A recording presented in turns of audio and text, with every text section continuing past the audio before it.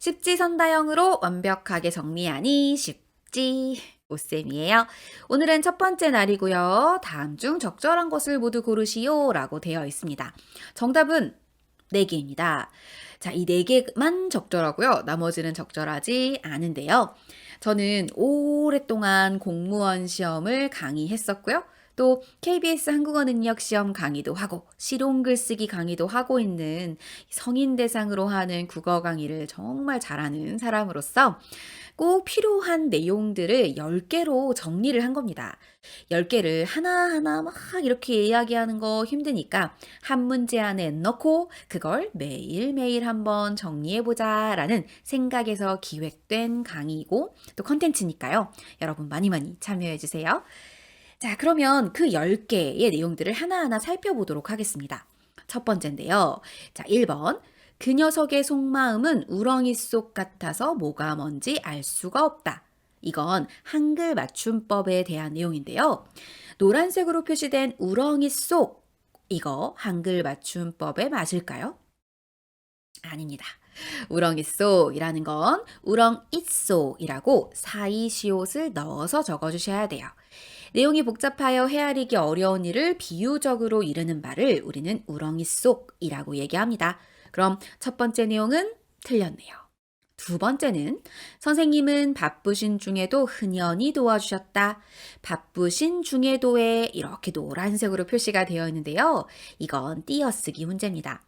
바쁘신 중에도 할 때 이 중이라는 것은 의존 명사이기 때문에 앞말과 띄었어야 합니다. 의존 명사에 해당하는 것은 중 말고도요. 것, 때문 이런 말들이 있는데요. 이 말들은 모두 앞말과 띄어서 즉 그 말들은 앞에 다 꾸며주는 말들일 거거든요. 뭐뭐 하는, 뭐뭐 한 이런 식으로 꾸며주는 말들일 거예요. 꾸며주는 말과 꾸밈을 받는 말 사이에서는 띄어쓰기가 반드시 있어야 합니다. 그럼 이것도 틀렸죠? 그 다음 몸이 찌뿌드드하고 괴로워 움직임이 자연스럽지 않다에서 찌뿌드드하다가 표준어 규정에 맞는 말일지 생각해 보시면 돼요. 찌뿌드드하다라는 말은 있는 말이고요. 몸살이나 감기 따위로 몸이 무겁고 거북하다의 뜻입니다. 같은 뜻으로 찌뿌둥하다, 찌뿌듯하다 모두 맞는 말이에요. 찌뿌드드하다에서부터 찌뿌둥하다, 찌뿌듯하다 세 가지를 모두 기억해 주세요. 네 번째, 떳떳하지. 자, 이번에는 이 대괄호로 묶어서 이게 어떻게 발음되는 건지에 대한 문제를 묻고 있습니다. 표준 발음법에 대한 내용이고요. 떳떳하지, 받침에 시옷 받침이 있네요. 받침에는 시옷이 그대로 발음될 수가 없습니다. 시옷은 디귿으로 바뀌어서 발음이 되어야 해요. 그래서 타지.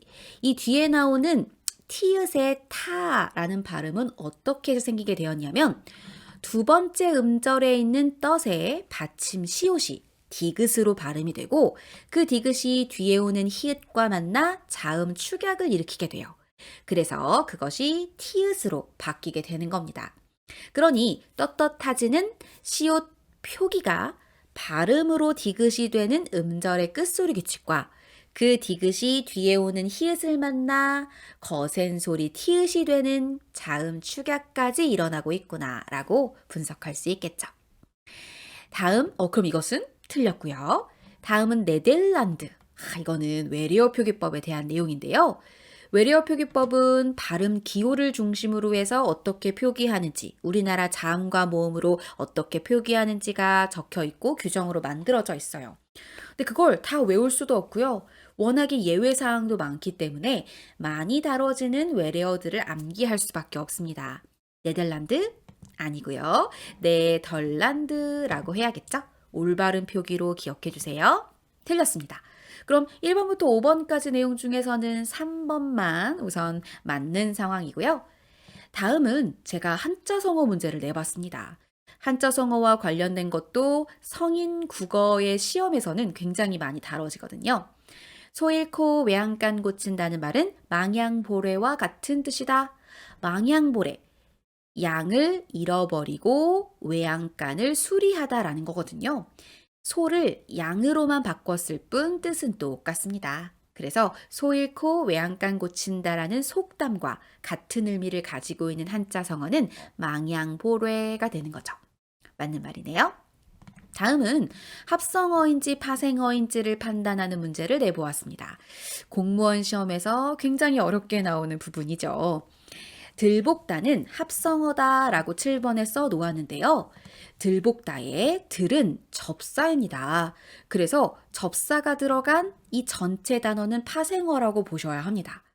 들복다에 들자가 들어가면요. 이건 굉장히 뭐라고 할까요? 좀 마구, 심하게 이런 뜻이 돼요. 그래서 그냥 볶는 게 아니고 마구마구 심하게 볶는다 이런 뜻이 되는 거죠. 그래서 이건 파생어니까 X, 합성어가 아니라고 봐야겠고요. 그 다음은 한자어 문제예요. 벌써 그의 가슴으로 간발의 틈을 노린 칼끝이 닿고 있었다. 간발에 이 간발을 제대로 한자로 썼느냐라는 건데요. 간은 사이간자, 발은 필발자입니다. 그럼 이 간발이라고 하는 것은 굉장히 작은 걸 의미할 거예요. 간발의 틈이 굉장히 작은 틈을 이야기하는 걸 테니까 말이에요.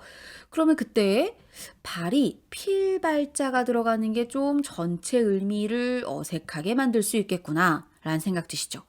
한자가 잘못 쓰였습니다. 그럼 어떤 한자가 쓰여야 하냐면 사이간에 터럭발이 들어가야 합니다. 터럭은 털을 의미하는 건데요. 털과 털 사이 그 정도로 아주 작은 부분, 아주 잠시, 아주 적음이라는 의미를 기억해 주셔야 돼요. 간발은 사이간에 터럭발을 쓴다는 점 기억해 주시고요. 겨울 안개가 바다 간역에까지 자욱하게 끼어 있다. 여기서의 간역 고유어거든요. 이 고유어가 문맥에 맞게 잘 쓰였는지 확인해 주시면 됩니다. 간역은 가장자리라는 뜻이고요. 가라고 하는 그 가장자리의 의미와 연결지어서 가 없다라고 하면 끝 없다라는 의미가 되기도 합니다.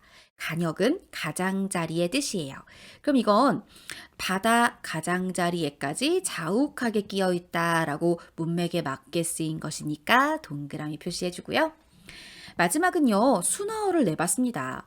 너무 어려운 한자어나 또 일본어의 잔재가 남아있는 그런 말이거나 외국어가 그대로 쓰여서 사람들이 잘 못 알아챌 것 같은 그런 말들은 우리나라 말로 바꾸거나 좀 쉬운 한자어로 바꾸거나 이런 식으로 해서 순화를 하게 되는데요.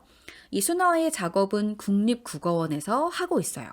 몇 개의 단어를 주고 많은 사람들한테 이거 어떻게 순화하면 좋을까요? 라고 사람들의 의견을 물은 다음에 그걸 바탕으로 국어학자들이 논의를 거쳐 이건 이 말로 순화하겠습니다. 라고 발표하게 돼요.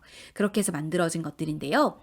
레자는 인조 가죽으로 바꾸는 것이 좋겠다라고 순화어로 이미 발표가 되어 있습니다.